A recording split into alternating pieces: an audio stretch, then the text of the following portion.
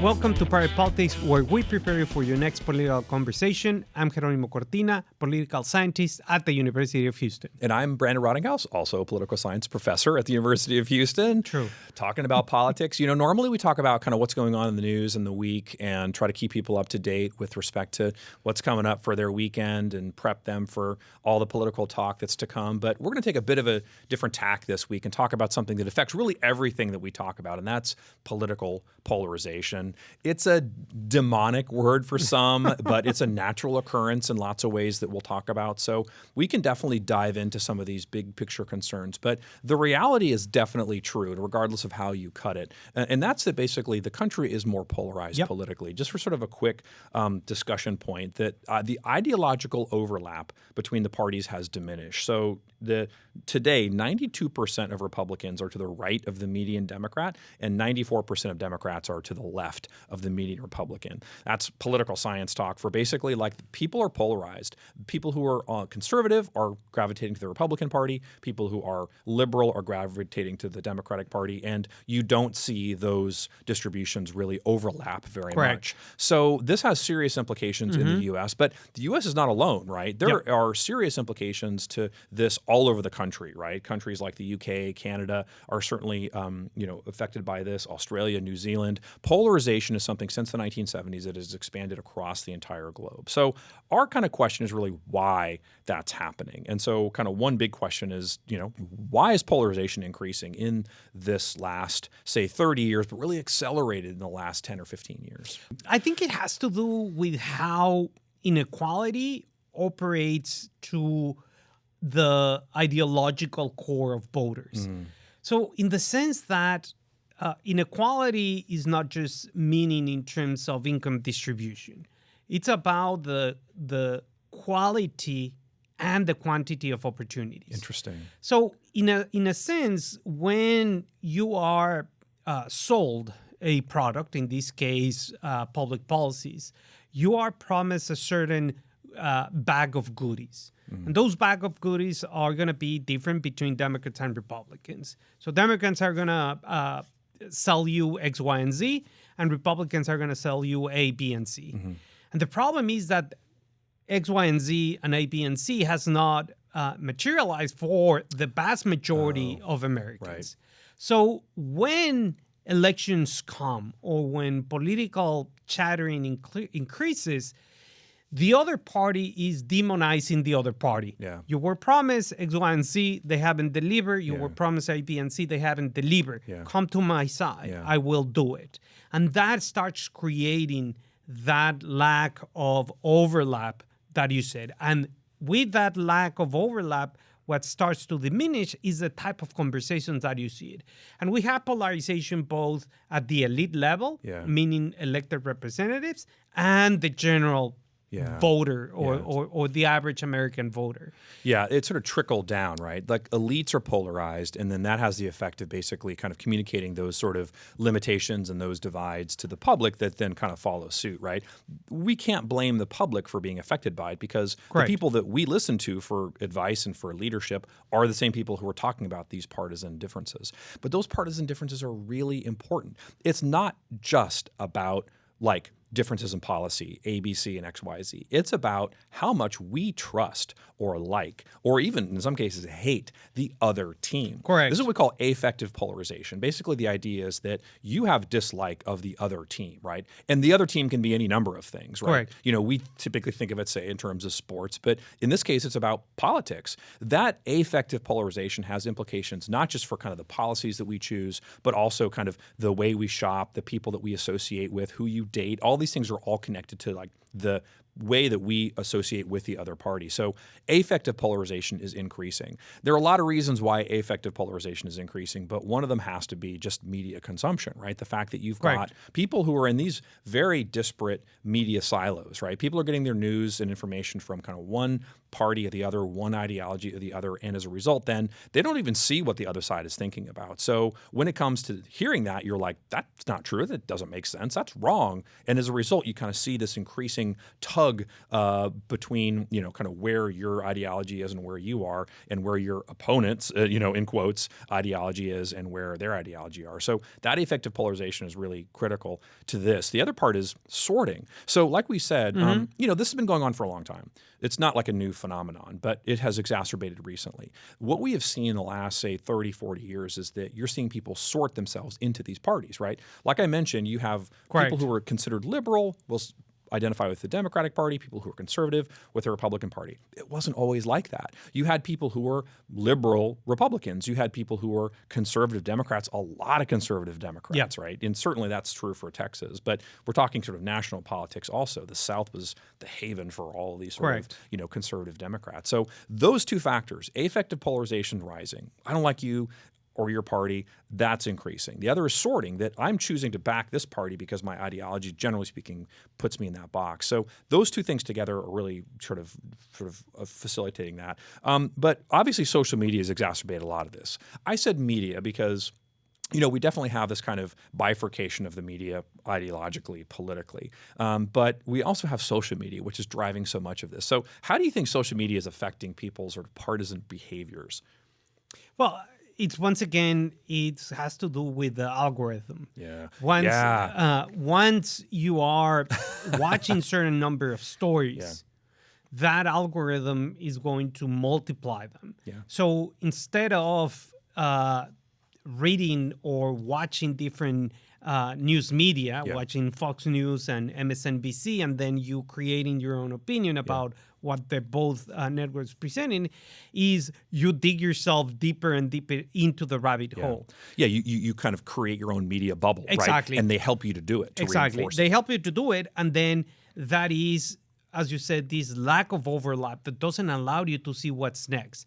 And it has to do, I think, with your own life experience, right? And it has to do, I think, instead of yes, it has to do with affective polarization, but it has to do with your own experience. It has to do when someone is telling you, hey, this is the American dream that the Democratic is pushing, or this is the American dream that the Republican Party is pushing.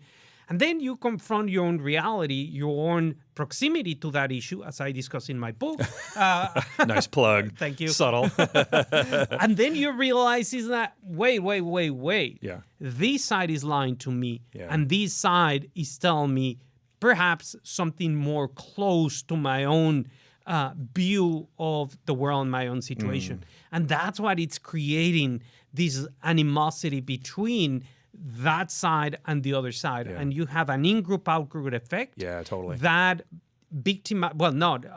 basically diminishes the other side as X, Y, or Z, whatever it is. And you no longer see that side as relevant or important or useful. It's like I'm just dismissing that in hand, and that's something that social media is quite good at, right? Don't read the comments.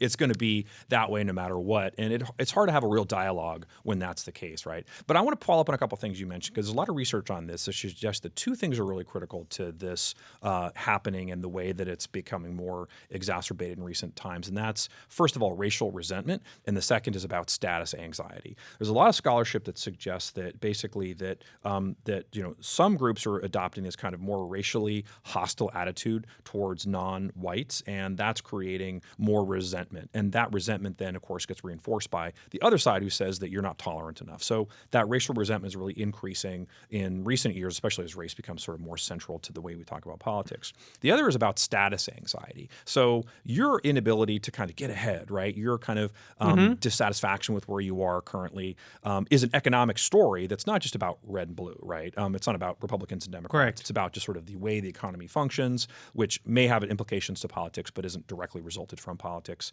And so that status anxiety creates this moment where it exacerbates and cements that kind of us versus them mentality. Like, well, Yep.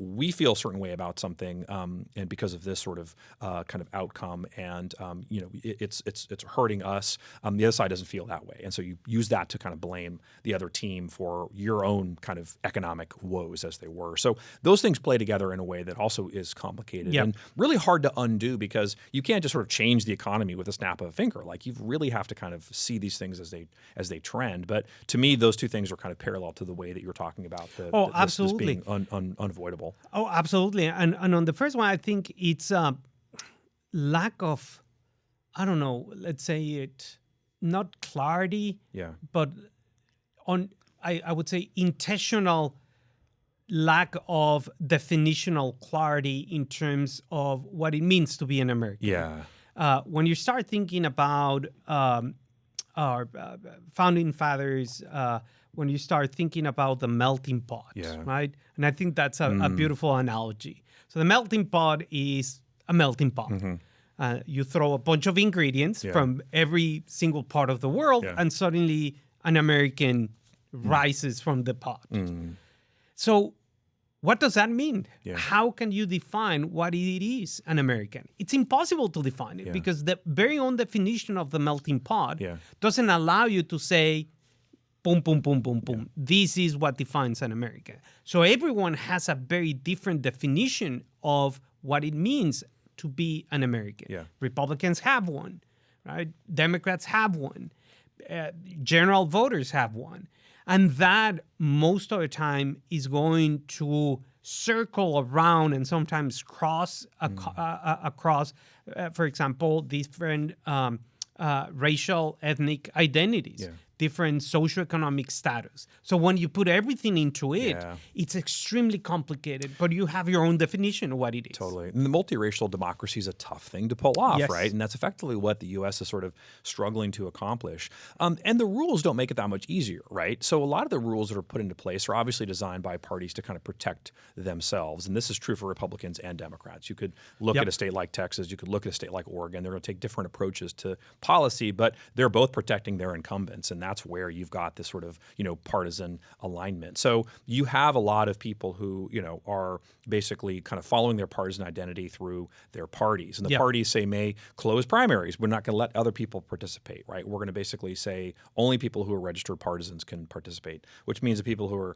consider themselves independents or people who just don't vote in primaries, because only like 20% of people vote in primaries, right? So those people basically also are in a position where they don't have much say. And even if they did have say, at the next stage after the primary, you've got gerrymandering, which basically hardens the kind of political world of these districts, right? So you've seen the shapes of these things. If you haven't, just Google search it because they're tremendously bizarre.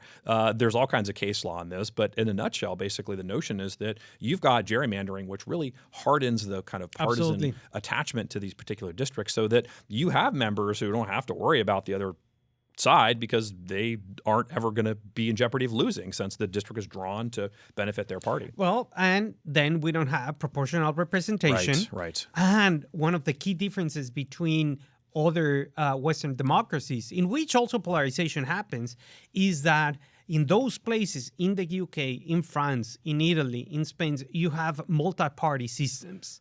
So there's a party for you. Right? You'll find a home, You will find a home. And here you have two choices. Period. That's it. So that increases and puts more fire or more gasoline into the fire in terms of polarizing. Because in the other places, yes, you may agree with the liberal Democrats. But guess what? We have also the extreme liberal Democrats or the super extreme liberal Democrats or the centrist Democrats or the almost liberal centrist conservative Democrats for you. And on the other side, you have the conservative side and you have the same million of things. And in those countries where you have especially parliamentary democracies, you are going to be forced to create a coalition. And that coalition is going to force you to create alliances with with people that you might not otherwise. Like here, Yeah. you win a majority, Coalition. you control the House, you control the Senate. Yeah. Boom. We don't have to play ball with you because the absolutely rules not. don't make us. Yeah. That's a great point. And I'm going to talk about institutional reform because that's really a big factor in terms of what might solve this problem. But one question I want to ask you in terms of how this has come about is about the fairness of the kind of information, right? That is, are you seeing enough of both sides? Now, people can consume their own media diets as they wish, but it used to be the case that the Fairness Doctrine essentially required the major networks, which were kind of the only game in town at the time, to include both sides in some generic way. This went away in the mid-'80s. Do you think it should come back? I think so. Yeah. I mean, and what would be the implications if it did come back? This is like an essay question that we would ask our students, right? I'm going to write it down for next semester. I'm grading, yeah. I think, it's important to have it because it presents to voters both sides. Yeah.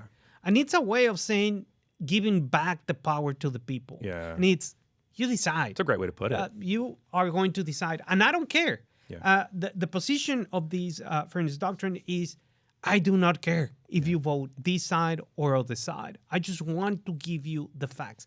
And what I always tell my students is very simple. When you're going to be voting for one candidate or the other, it's the same process as you decide how to purchase a car or how do you decide to purchase an iPhone versus a Samsung or whatever it is. You're going to do research, and it's the same process because politics is also a free market. Yeah. And the role of the Fairness Doctrine is, I think, in my opinion, give you the power. Yeah, okay. Facilitate research, Yeah. make your mind, if you want to vote for this side, fair. If you want to vote for the other side, thumbs up. Yeah, it's like a politics guide. Here's your menu, right? Exactly. Choose which one you like best. Absolutely. You choose.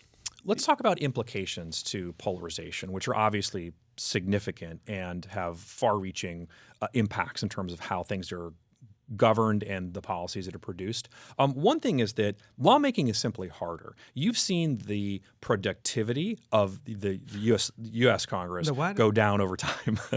It's productivity. We talked about it in the old days as being what happened when members would get together and they'd pass a bill that was for the benefit of the nation. It's going down significantly over the years. Since the 1980s, that's really dropped. So that's partly because there are fewer moderates around to kind of broker these deals, right? The right doesn't talk to the left, and if those rules are stable, then no one has to do anything, and then nothing happens. The moderates were in a position where they wanted to see things happen. You still see these sort of caucuses that are formed, like the kind of moderate caucuses, the deal makers caucus that wants to kind of try to pull things together and say, like, we can find a way to work together on these things, but it's increasingly hard to do. So polarization really does affect the kind of productivity of legislation, and you could make the case that, look, I mean, more government's bad, right? This is sort of what a conservative might say, which may be in fact true in some instances, but it doesn't even give you the option at that point. So those limitations certainly are one implication to polarization. So I think there's three ways on how political science literature, especially in the 80s, looked at it. Yeah. And it was... Back when you were in grad school. Exactly. In the 80s, yeah, right. Those are good times. Good times. In New York in the 80s. Exactly. Boom. It's divided we govern, right? Yeah. Divided and we govern differently, or divided we simply do not govern. And I think that we are getting not in the divided we govern. I think that, especially given that moderates is a species getting into the extinction list, you need to pick a side if you want to survive. True. The other parties, we govern differently. Maybe in some cases when it's something very, very, very clear. But I think we're getting to the area that if one of the two parties doesn't have a majority, nothing is going to get done. Yeah, I think that's right. And if they get a majority, then they're going to do whatever they want. I also want to kind of note that there's something that's scary about losing the ability to hold members accountable for what they do, right? So the way that this happens in my mind and the research that I've done on scandals is really typical of this, and that's that basically voters aren't concerned about that anymore. If we have this role where partisanship basically divides people and affective polarization holds people in their own party so that what my candidates do is not that problematic, what the other side's candidates do is awful, the worst thing Yep. that has befalled American politics. That mindset really doesn't give us the ability to hold people accountable for things. So as a result, scandals are less important than they used to be. People get away with stuff that they didn't get away with before. And ultimately, even if you like a particular candidate and you think they're doing a good job, if they've done something wrong, like, we should hold them accountable. That's like a core notion of democratic governance. So to me, that's a scary feature of how polarization has really, dramatized the way that accountability has been minimized in this period. Yeah, and it's the fact that partisanship have become a driving identity. Yeah. And identities, yes. And it's a way that they're on my team. Yes. Fair enough. Yeah. You're part of my team. I got you. We're and wrong. the other person is not on my team. Yeah. You're the worst. Yeah. But the problem is with public policy, because things are not getting done. Yeah. Like real, very important things. Yeah. And has to do nothing controversial. Yeah. Securing water supplies, securing the water supply of the future in Texas or in other states, paving our roads, the energy grid, infrastructure, energy, etc., etc., etc., etc. Those are basic things that legislation and legislators need to focus on. Yeah. The rest is like, what are we doing? Yeah. And there are other scary implications, too, about people's mental health. In fact, there's scholarship that suggests that politics is a big source of anxiety and sort of mental angst. That's creating, in some people, the probability of doing violence. So although there's not like a direct link in most scholarship between between polarization and political violence, we're seeing a lot more political violence now than we used to. Oh, yeah. And it doesn't take very far to go to look at like the comment section in Twitter to see like that there's a lot of anger out there for all kinds of different reasons. And we've talked about some of them that are logical, that are like normal considering the course of sort of the economic changes. But it's also the case that that can lead to some very significant violence in politics, which obviously has tremendously scary implications. So without going too far into that, let's get into solutions, because I think that's a positive way that, like, we can look at the literature and we can look at political science to say, like, what can we do to help? So one thing that Congress has tried to do is to look at modernization. They've tried to figure out ways that they can pursue a kind of bipartisan way to make Congress run more effectively, more efficiently, to have transparency, to basically, find a way for things to work together. One tangible way that they do this is through what they call codals. These are these bipartisan congressional trips. There's scholarship that says that people who are on these bipartisan travel trips where they go to fact find are more likely to partner with somebody of the opposite party on a bipartisan piece of legislation. That's a good outcome for the price of a ticket to Brazil or to Los Alamos or something where we're going to go, kind of research something. So that's one way that Congress can kind of effectively make this, mitigate this trend at least. You can't solve it. It's like being a doctor. Some things you can't cure, but we can treat it. And if we can treat it long enough, we can basically hold things steady. So we can't maybe cure it, but we can treat it. And that's one way that Congress can do it. Yeah, the other way, I think, speaking of Congress and the policy process, has to do with how committees assignments are done. So I think that in order to have committees assignments, committees are going to control everything. Subcommittees are going to control as well. So the way that these assignments are made, you can make them more, I don't know if random would be the correct way. Oh, that's interesting. But in such a way that forces you. If it's random, it's going to force you to communicate to the other people. And one of the most important implications of polarization is the lack of communication. And it has to do with these fact-finding trips. You are going to communicate with the guy that is sitting next to you because you're driving a bus for 14 hours.